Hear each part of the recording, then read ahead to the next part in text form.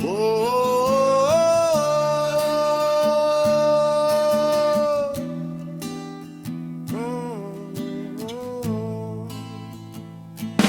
bawat araw na sumisikat ang araw, bagong pag-asa ang hatid sa ating buhay. Kung respeto ang laging nasa puso, liligaya ang bawat taong makakasalubong mo.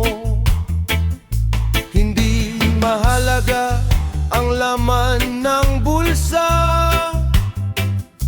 hindi rin sukatan ng taas ng katayuan. Ang tunay na dangal ay nasa pag-uugali at sa pusong marunong magmahal palagi. Kapag may nalulungkot, ikaw ay lumapit, bigyan ng lakas at ngiti sa labi. Sa simpleng kabutihan na iyong ibinigay, pagpapala rin ang siyang babalik sa iyong buhay.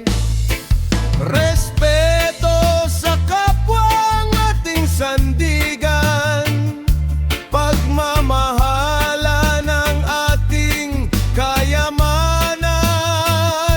Walang maliit at walang dakila, lahat ay pantay sa ilalim ng bathala.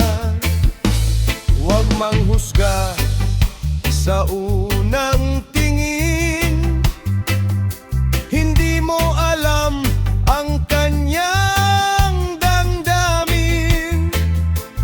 Bawat tao'y may laban na kinakaharap, kaya pag-unawa ang ating iharap. Kapag nagkamali ang isang kapatid, huwag agad siyang iyong sisihin. Turuan ng maayos at samahan sa landas, dahil ang pagmamahal ay hindi nagwawakas. Respeto sa kapwang ilaw ng bayan, nagbibigay pag-asa sa kinabukasan. Kapag bawat puso ay marunong magmahal, ang mundo'y magiging tunay na marangal. Sa tahanan man o sa lansangan, sa paaralan o sa trabaho man, dalhin ang kabutihan sa bawat hakbang, at respeto ang maging gabay habang buhay. Kapag nagkaisa ang bawat nilalang, mas magiging payapa ang ating bayan. Walang inggit at walang alitan, pagpakaisa ang siyang ating sandigan. Respeto sa kapwa ang ating awitin, pag-ibig ang ating palaging damhin.